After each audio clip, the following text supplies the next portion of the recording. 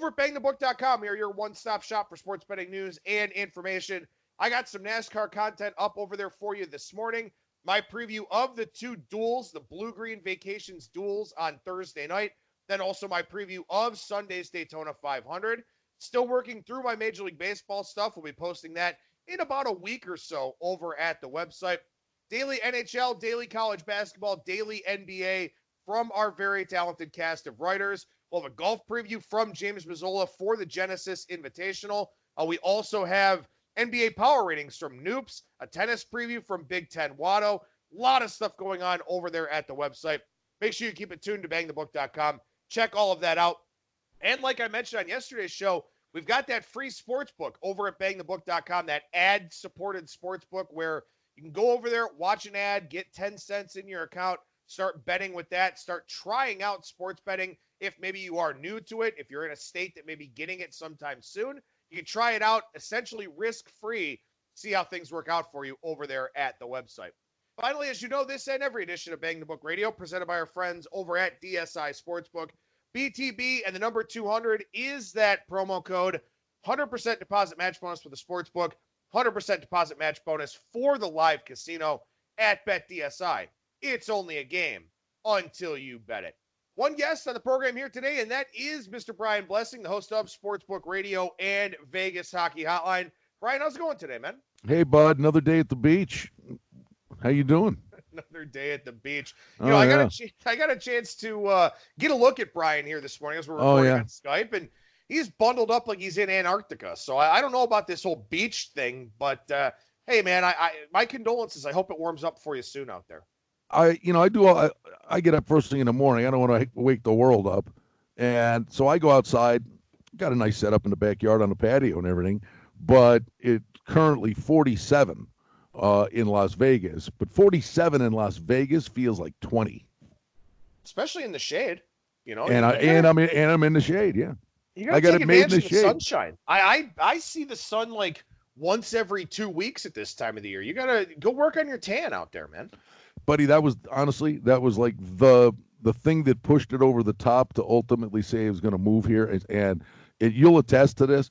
At the end, after whatever it was, 30-ish years in Buffalo, which I adored, but March, April, and May, I made it through winter, and I liked winter. But March, April, and May, when it was 55 and overcast, and you never saw the sun. It gets cold here. I whine about when it gets cold here for 3-4 months, but you see the sun here like 360 days a year. That sounds good to me. All right, let's talk some NHL here to start off this segment. I know that you didn't really pay too much attention to the XFL. We will talk about that on Wednesday during our segment with Wes Reynolds, but we'll start in the NHL here today with Brian. And, we talked about it last week. We talked about some teams that you may want to kind of keep an eye on from a future standpoint. All of a sudden, our Colorado Avalanche, 4 in a row, they're up to second place there in the Central Division. That's right, and I think this is a dangerous team. I think the Islanders are another team in the East we had talked about, and I think Trotz is slowly going to get them going, and they had a nice win topping the Caps last night. But specific to Colorado, I will tell you, buddy, you know me, and I've long talked about the dad strip as the greatest betting angle in sports. And the Blues, by the way, are on a dad's trip tonight in Anaheim, Thursday here in Vegas. Again, it's been another great year with the dad's trip. But, pal, I'm telling you, we're finding one that is running dead equal with the dad's trip, and that's teams coming home from, if you want to call it a 4-game minimum, a 4-game or more road trip, and coming home and playing the first game. These teams just can't win games. And last week it was a gold mine. Carolina came back from a 2-goal deficit, beat Vegas on Saturday night. Vancouver had a cross-country trip, came home. Calgary beat them. It's been winning time and time and time again. And if it comes to fruition tonight, I will give it the full credit it deserves as being right there with the dad strip, because, and I'm playing them too, just on the premise that this thing is just sick. Ottawa is plus 275 tonight at Colorado. I'm taking a shot with Ottawa tonight, plus 275. Colorado played at Philly, at Buffalo, at Ottawa, and won that game in Ottawa 4-1, at Columbus and at Minnesota. And now Colorado's coming home playing their first game. I'm not going bananas. It's going to be a little small, stick your toe in the water thing. But I kick myself. That angle has just been an ATM machine. Yeah, there are a few games tonight that I think are really interesting. Go ahead. Oh, by the way, I forgive me. Talk about 2 for the price of 1. I'm going to play St. Louis on the puck line tonight because I think they're like a 45, 50-cent favorite in Anaheim. The puck line, they're plus $1.75. This is a combo card. Now, I mean, you talk about the stars aligning. It is St. Louis on their dad's trip off a couple of losses. St. Louis on their dad's trip at Anaheim, and Anaheim is playing their first game back from a long East Coast road screen. So you've got the 2 biggest angles going in the one game tonight, and I'm gonna take a flyer on the puck line and play the Blues on the road minus -1.5. Yeah, I definitely like that one. And there's another game that's very interesting to me tonight, a couple of them actually, but the one that stands out the most here tonight, Tampa Bay and Pittsburgh. I think this is a fascinating game tonight because Tampa, as we know, they played Columbus last night, got steamed up about 15, 20 cents out there in the market. They were looking for playoff revenge because they got swept by Columbus in last year's postseason. That was a very energized game. Columbus lost Seth Jones for the foreseeable future in that game. But that was a really interesting one because you had a Columbus team against Tampa Bay. No, they just beat them in the playoffs. Knew they were going to get Tampa Bay's best shot. Game goes to overtime. Tampa Bay prevails. Now they play Pittsburgh tonight. Bad spot, I think, for the Bolts.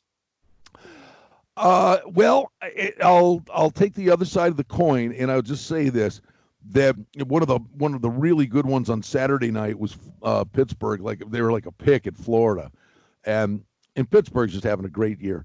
And, oh, by the way, Pittsburgh just made a big trade and got Jason Zucker. Whether he plays tonight, I don't know. So they pulled the trigger on a big deal, gave up a first-round pick and Galchenyuk over to the Wild.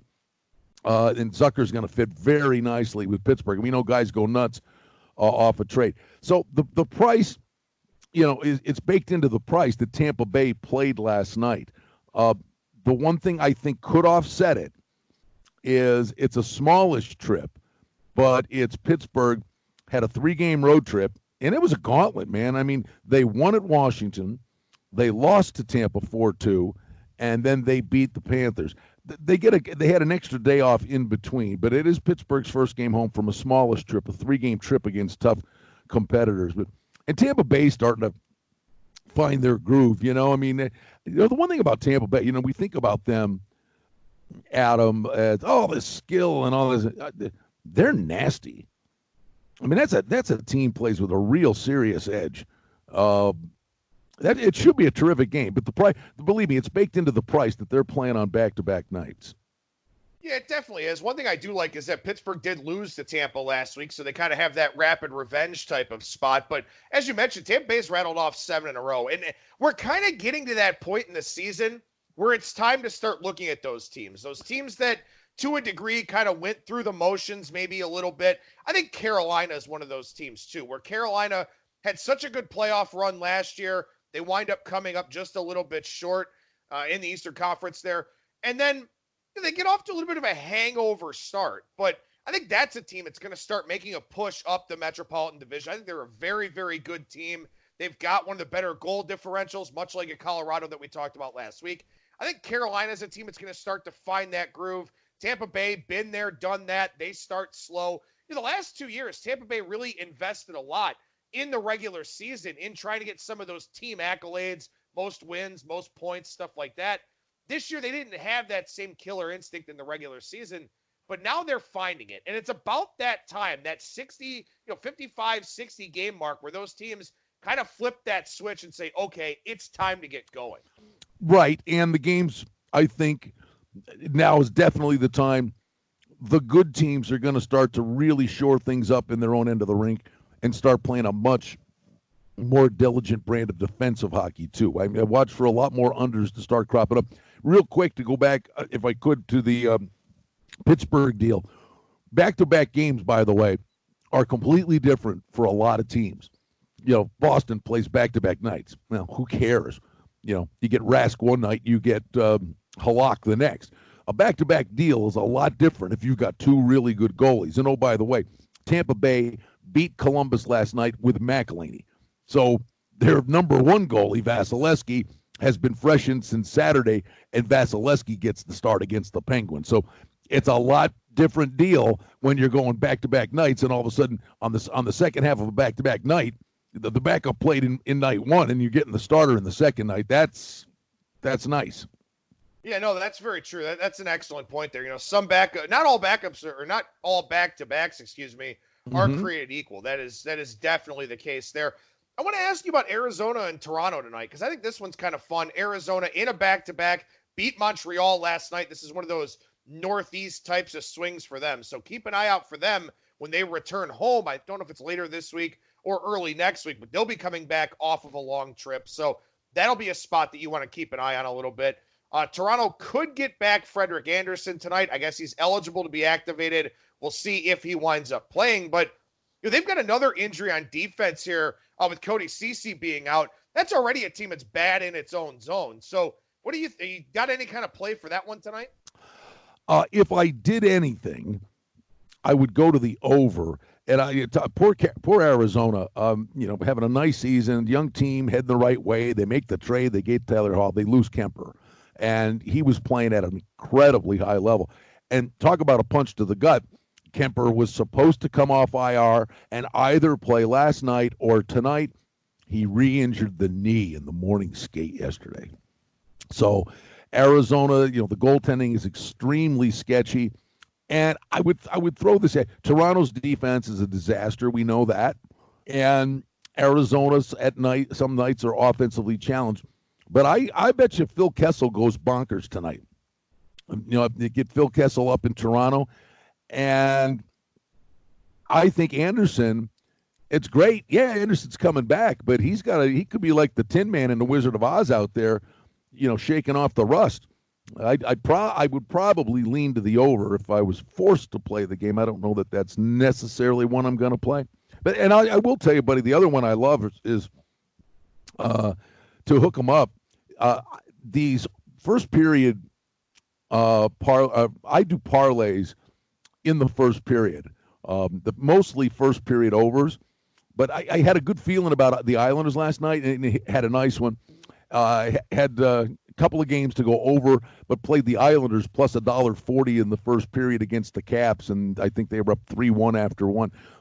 I'm telling you, there's a real opportunity playing the first period overs. Now, specifically when Tuesday, Thursday, Saturday night, when you get these big cards, and some of these are minus $1.40, minus $1.70, and I will never lay more than 15, 20 cents in a hockey game. It's insane. There's so many opportunities to be finding plus prices on a menu. But to hook the first period overs up that are minus $1.40, minus $1.60, some are $1.70, but you hook 3 or 4 of those up in a parlay, and the return on investment comes back in the 4, 5, 6 to 1 range. It's a whole nother market to take a look at. So I don't want to get you riled up here too early in the morning, but if you want to fire up a heater while talking about this one, the Buffalo Sabres are a shit show right now. Again, I mean, this is an annual thing. I know, right? This is an annual thing. They lost last week to Detroit in overtime. Now they get Detroit at home once again, and they're laying over $2. I mean, what do you do with this team at this point in time? This was the number last week, and Detroit beat them. Here's the rub, that any given night, Eichel can beat you, right? And on many nights, it's Eichel against the other team. The goaltending's been a real issue for Buffalo. The Johansson kid came up. Let me see if there's anything on who's the projected starter tonight. I mean, this kid, he's fine. He's only played a couple of games. He's learning his way. Carter Hutton's back in nets tonight, and he's just been a disaster. 8-9-4, 3.24 goals against. You know who's been playing really good, though, is Bernier. I mean, you're coming into this game tonight, and you got a decided edge in goal with Bernier. Bernier is playing really well at the moment. Yeah, and Carter Hutton has not played well this season for Buffalo. So, boy, what a mess that team is. One more NHL game I want to ask you about for tonight, and then I have a couple of just sort of more long-term questions to ask you about. The poor Vegas Golden Knights, they play on the road for what feels like forever. They come back home. Now they go back on the road for a standalone road game to take on Minnesota. They have been steamed up rather significantly here tonight, about a 20 to 25 cent move on Vegas as they go back out on the NHL highway. Not real great, though, to come home, go right back on the road, come right back home again, especially with a fairly long trip out to the Twin Cities. But what do you think about them tonight? What do you think about that line move?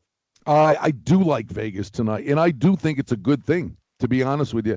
Yeah, they were gone forever, and they came home and they played that first game, which we just said.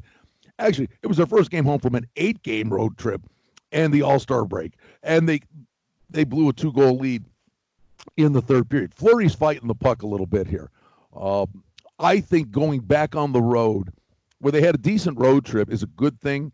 And then they come home, and I'm telling you, they got St. Louis coming in here with the dad's trip. And the games that they got coming up, they're taking this game seriously. I mean, they've got St. Louis, Washington, the Islanders. They got a gauntlet coming in even when they get back home. The good news is they're in the Pacific Division, and there's a boatload of talent there. Pete DeBoer is what he's done since he's taken over. They're doing a lot of good things, but they're still doing a lot of bad things. But the main thing they're doing is they're playing a north-south game. And they lived and died with the stretch pass. I think they're too fancy. But he's starting the fourth line on many nights, and it's dump it in and go get it and start winning some battles. So Vegas is really starting to create some good chances. They've got to shore things up in their own end, and they need better goaltending. But the time to start, stop talking about it, all the players and the talent you got on paper. It's just been a roller coaster ride. I actually think there's a very good spot for them. And Minnesota does this every year. I mean, they're desperate, right? Minnesota fight their way. They're playing a little better now. Fighting their way, get close. Whether they can get over the hump and get in the playoffs, I think that's probably a too tall a hill to climb. But honestly, I do think this is a good spot for Vegas. I think they got a stone in their shoe after blowing that 2-goal lead the other night. No, I mentioned I do like Carolina a little bit long-term here. I think that they're a much better team than they've shown so far. And, that being said, I mean, they'd be third in the Atlantic Division in points. They just happen to be in the Metropolitan where everything's kind of bunched up a little bit. But we don't have the NFL anymore. Obviously, college football is long gone. People are out there playing college basketball and whatnot. And one of the things I've talked about from a college basketball standpoint is people that haven't been following kind of like to bet the teams that they know, bet the teams that they feel like they can trust. As we look at the NHL side of things here, there are two names that have been perennial playoff teams that have struggled this season. One is Nashville and one is San Jose. Is there any hope for either one of these teams here the rest of the way long term? Oh man, the San Jose thing just keeps getting worse and worse and worse. It's shocking to me when you're sending Burns and Carlson out there every night. How this has been just so bad, and they're 4 games below 500. Let me just punch up the playoffs, the wild card, just to double check. San Jose is, they're 11 out, which is awful. I mean, you got to climb a bunch of teams. I wouldn't say it's a death knell just yet because there's so much talent there, but they've got to be a seller. They've got to be a seller at the deadline. And Nashville is in proximity, but something is just really wrong with Nashville. And they're 4 over 500. They're only 4 points out of the playoffs. And you just expect so much from these guys. But Poyle is the kind of guy, when he had great teams, he'd make a big deal at the deadline to try to put them over the top. This next couple of weeks, to me, I don't think you can write Nashville off only because I think Poyle could do something to really shake this up. Well, and that's the big question, too. Obviously they already had the firing of Laviolette, so, we'll see if they do make that big shakeup. And again, yeah. we're and that didn't work either. No, it didn't. But we're getting to that point in time here where, these teams are positioning themselves for the trade deadline. So that will be something. Obviously, you had the Zucker trade already, but, once you kind of get a little bit closer to the deadline here, teams will be starting to make some of those transactions. They will give their personnel a shot in the arm, or maybe they'll kind of say, well, we're just going to kind of retool and look ahead to next year. So, we're getting close to that time, and, we'll start to hear a lot more of those rumors, and we'll hear about guys playing on pins and needles and all that here very soon. Yep. No, it's that time of year. And, it's not just the guys that aren't playing well that are walking around on eggshells, because honestly, some of the deals, it's a guy that's playing good, like a Zucker. Now, his name's been out there for back into the summer, but sometimes it's the guy that's playing good that can get you when a team becomes a seller. All of a sudden, some guy pops on the market that you had no way you envisioned that this guy was going to be on the market. So, the Zucker deal, the Hall deal, these are pretty big deals. But for the most part, the trade market in the NHL is just bogged down, and we'll see if this is a very active NHL season. And hey, if I could, but before we move on my Twitter at Brian Blessing, we're doing a thing called the Hockey Betting Podcast with my buddy Cam Stewart up in Toronto. He's an introvert. If I can only get him to come out of his shell. Now, the kid's crazy. We have a good time and a lot of good stuff, a lot of good betting angles. And I always put it out on my Twitter at Brian Blessing. It's at betchriscanada.net. Yeah, definitely make sure you check that out. And, of course, follow Brian on Twitter at Brian Blessing for a lot of good insights all the time. We transition to the golf side of things here. And this is no longer the Genesis Open.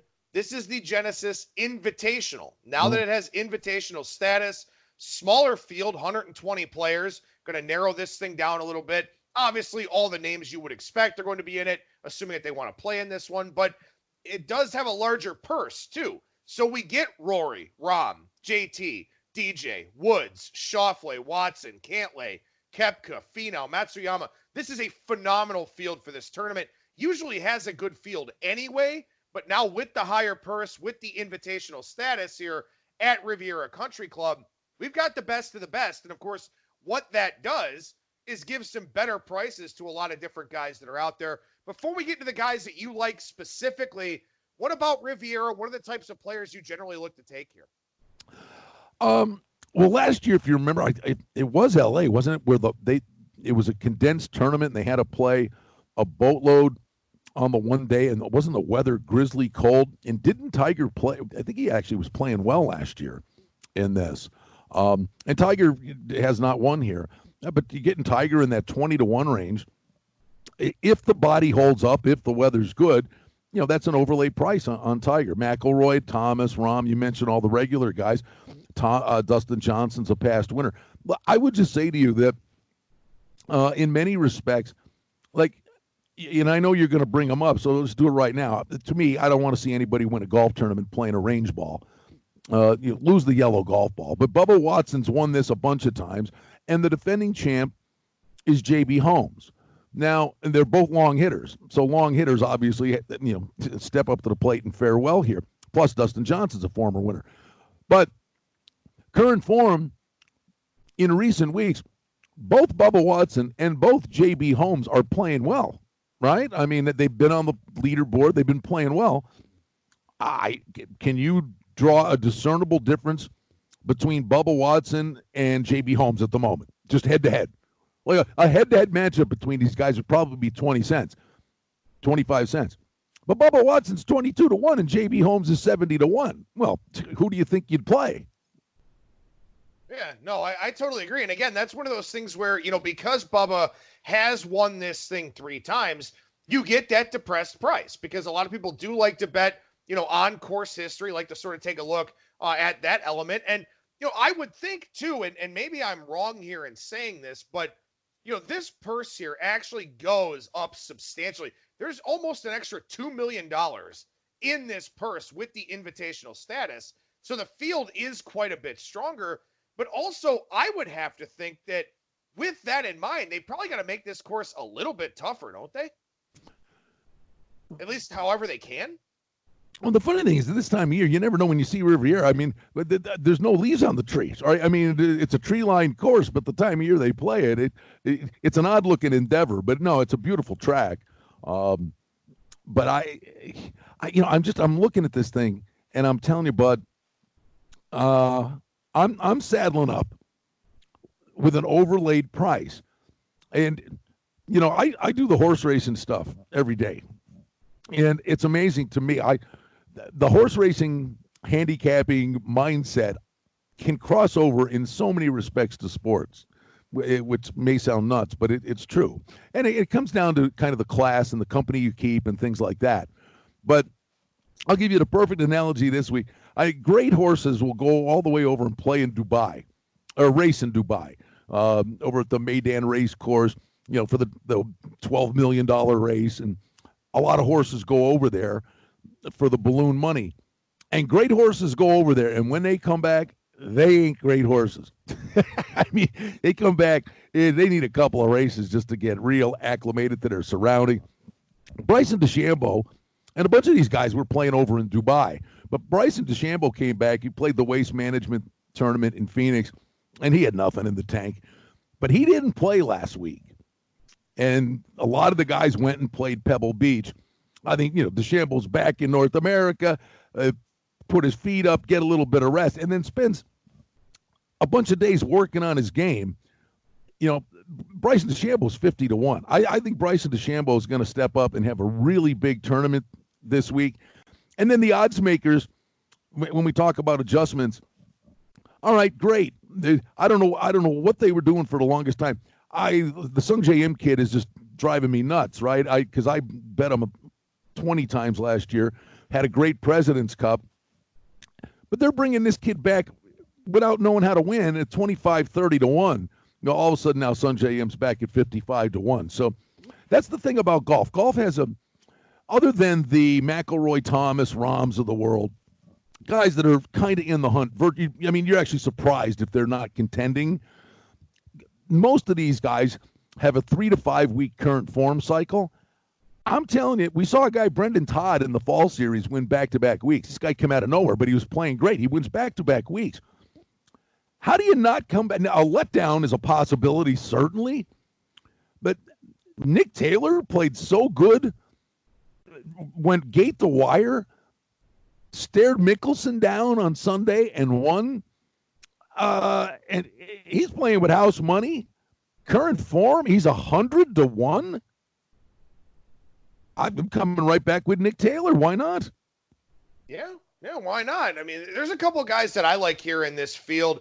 I think Mark Leishman's a pretty good price here at 40-1. A guy that can definitely get it out there, sort of fulfills that longer hitter thing. Already has a win here this year, just a few weeks ago. He's got a couple of top fives here over the last 4 years.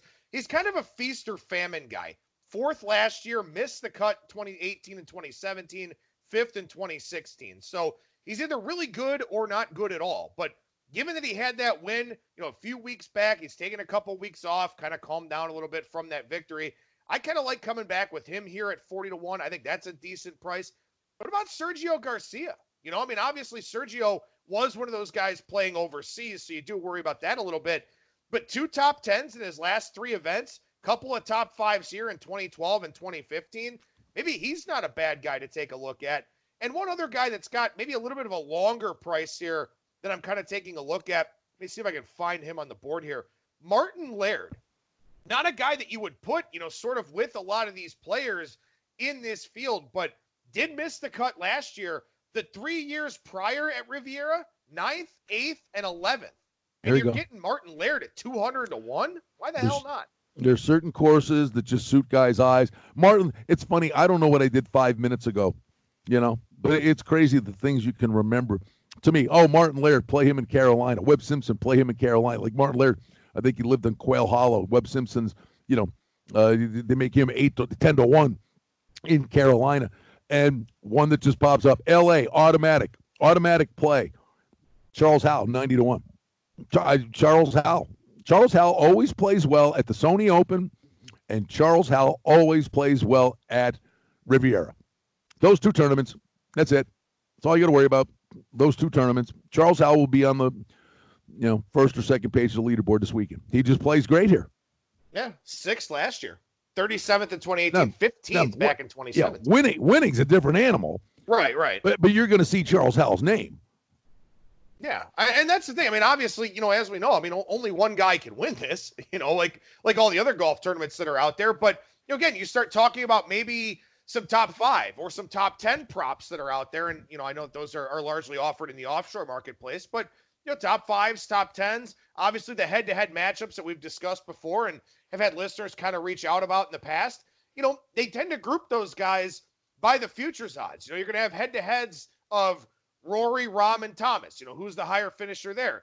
DJ Woods and Schauffele. Who's the higher finisher there? Well, maybe you get some of these guys in this 40 to 50 to 1 range that are, plus 225, plus 250 to be the highest finisher in their groups.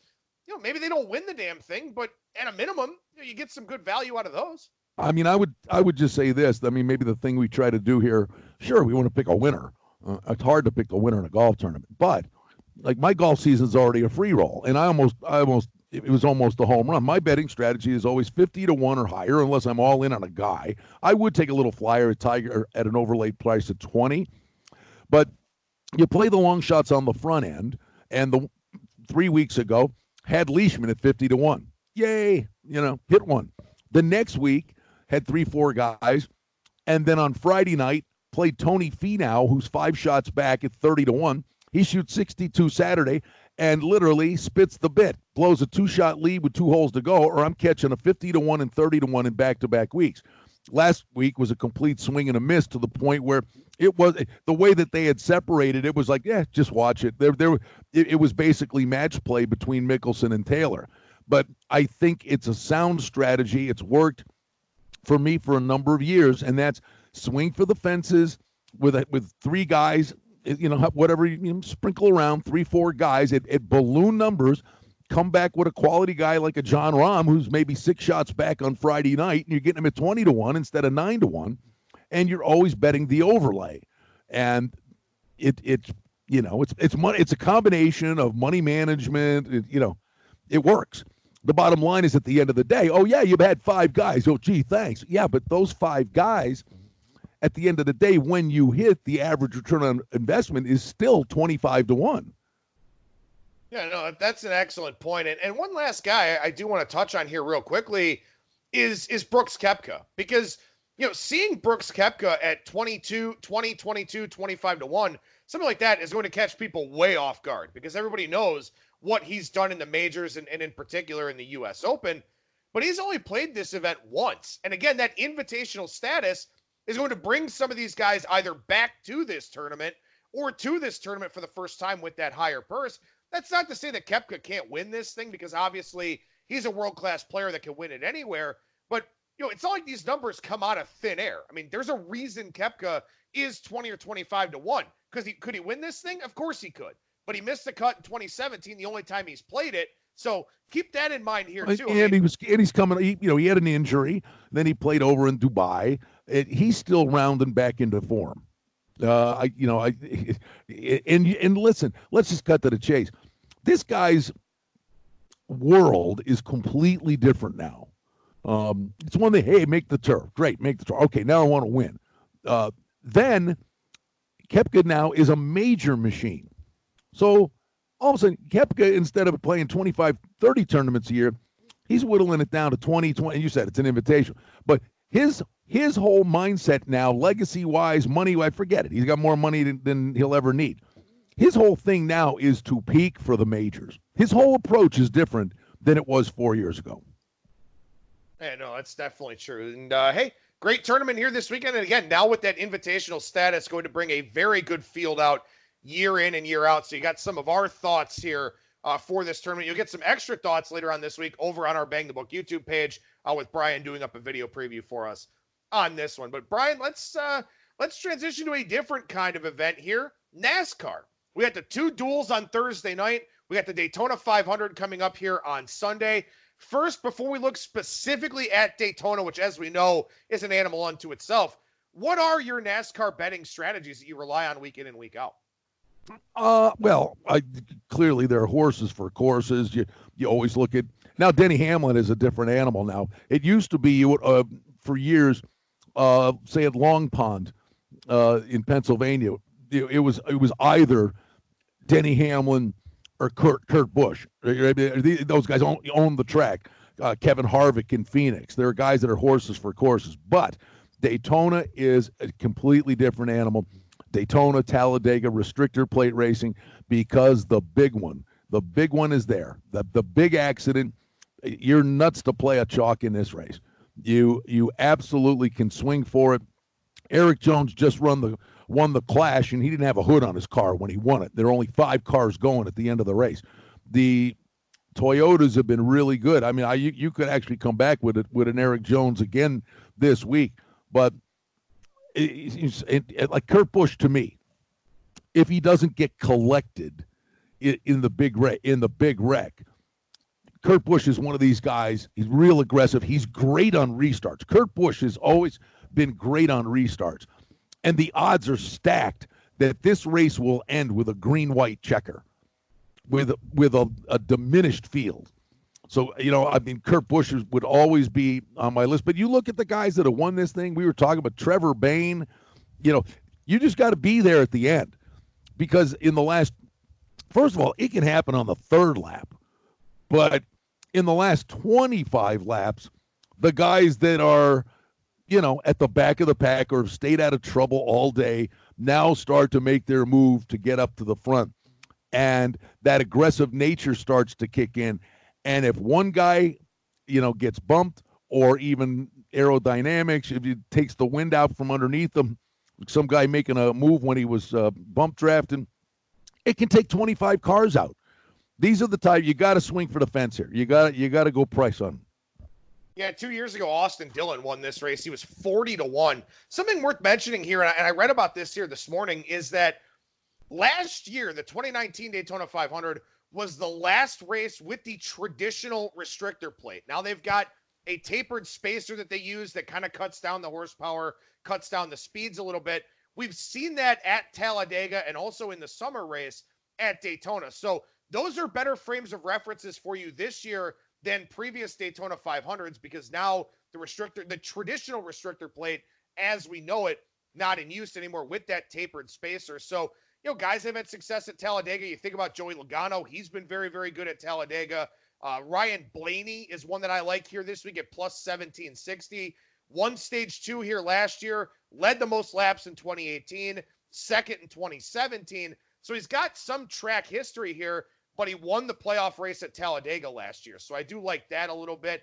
And like you said, long shot's kind of the way to go. Tyler Reddick is one that's on my radar here. He's run very well at Daytona in the Xfinity Series, also at Talladega in the Xfinity Series.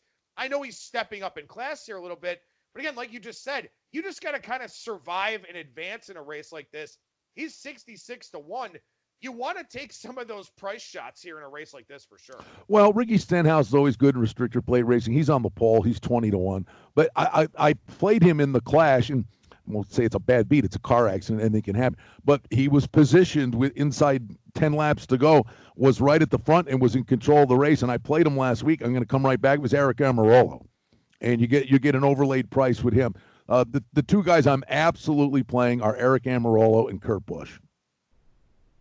Yeah, Kurt Busch, 22-1. I think that's a really good value, too. And, obviously this is a different kind of race. Some guys, like, I think of a guy like Kevin Harvick, for example, or, a Brad Keselowski.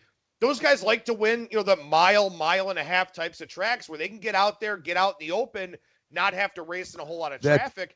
You nailed it. That's it in a nutshell, Adam. In the mile and a half tracks, the majority of the tracks, there's 5 cars that are the best cars. 5 out of 40 are the best cars. And then it's all about, basically getting in front and clean air, and it's hard to pass. This race is the great equalizer. The guys that on a weekly basis, their car just ain't good enough to compete with the other guys. But when you're working in tandem with teammates who are pushing you and the drafting and then the accident factor, this race is this and Talladega, they are so unique because anybody can win it, because it's not just that car against a better car. It's that car with the help of a teammate from behind pushing them. Yeah, exactly. And some guys just like tight racing. Some guys don't mind short track racing. They don't mind having to jockey for position. Other guys don't really like that. The restrictor plate and these tapered spacers and all that. Some guys just don't like these types of races. It's just like golf, really. Some guys fit a course better than others because they play well off the tee, or they're very good on approach, or the greens are favorable, or the greens aren't favorable, and guys that are bad putters tend to struggle. In NASCAR, you get a lot of the same things where these guys just know the racing line. They have a feel for the track. They already know exactly what they want to do, or they like the details and the nuances of the race. They like rubbing fenders. They like being very close. They're very adept at shifting, or like you said, the restart factor with a guy like Kurt Busch. Some guys don't want that. Some guys just want to go pedal to the floor, be front runners, stay out in front, and they win those types of races. So, the characteristics of each track really kind of leads you to the drivers that you want to go with. What do you got for Keselowski? I'm sure it's not great. 11-1. Yeah, I was going to say, if it's double digit, his reaction when he got collected in the accident, he was smoking hot. He was flipping out. I think he really felt he had the car that day, and Keselowski's crazy aggressive. And Keselowski, in Kyle Busch's, team, and they always get him back in races, but Keselowski, they'll go with alternative strategies and things of that nature. But he's a real aggressive guy. It's not the worst price in the world. I could see throwing Keselowski in there a little bit, maybe turn it into a 3-pack. I think I would add Keselowski to the list of the contenders, and the price is more fair.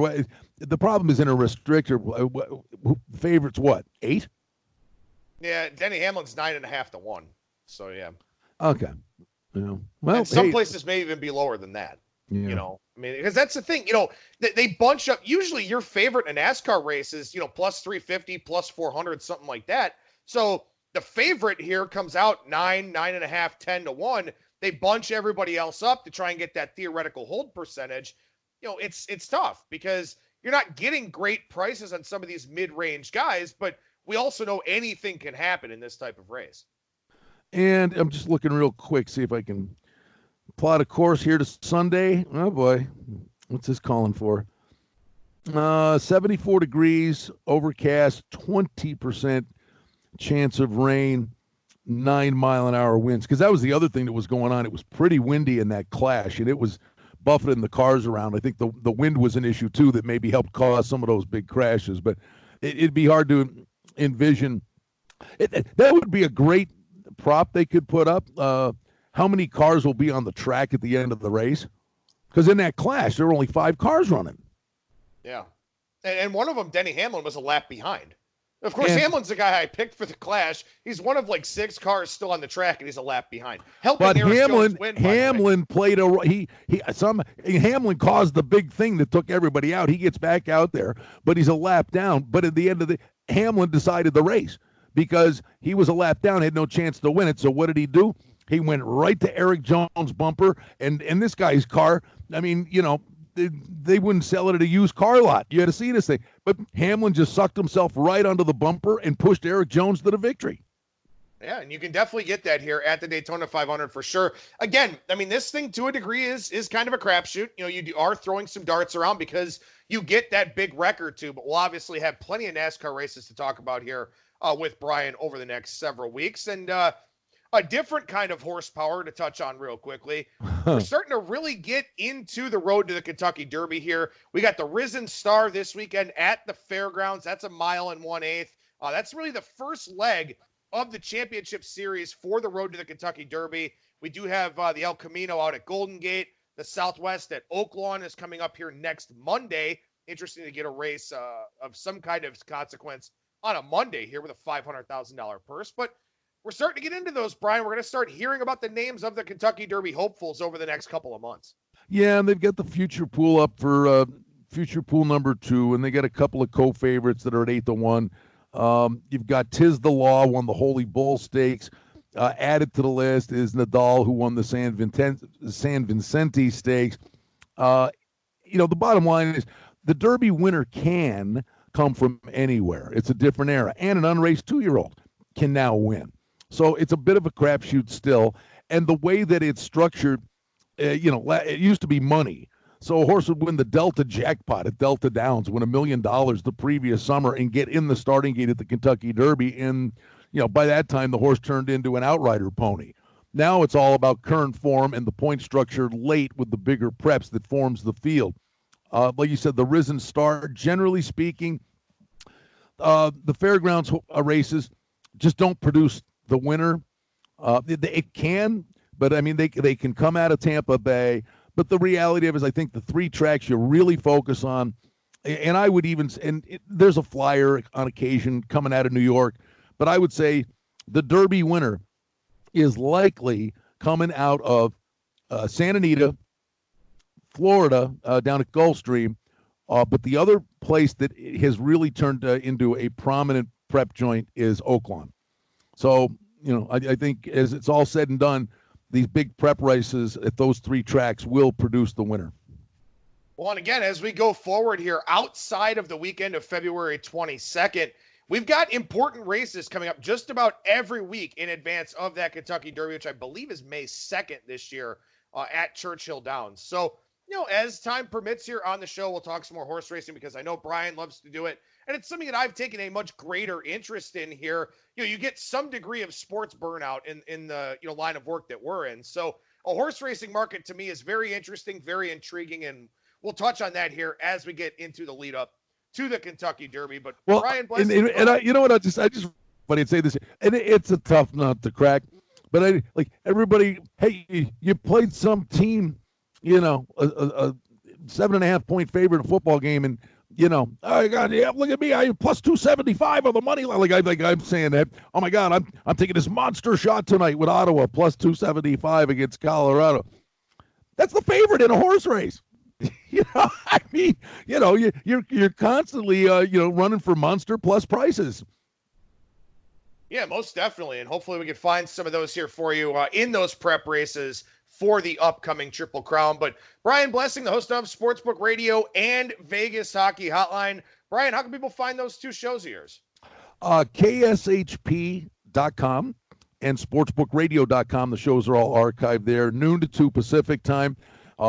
Today we'll have Tony Miller from the Golden Nugget, Tony Neville from Treasure Island. We get great sportsbook directors. The other side of the counter on Sportsbook Radio. Today, the Golden Knights are playing Minnesota. We get great guests. Pat Micheletti from Minnesota is going to check in on the hockey show from 1 to 2. So we have great fun with that.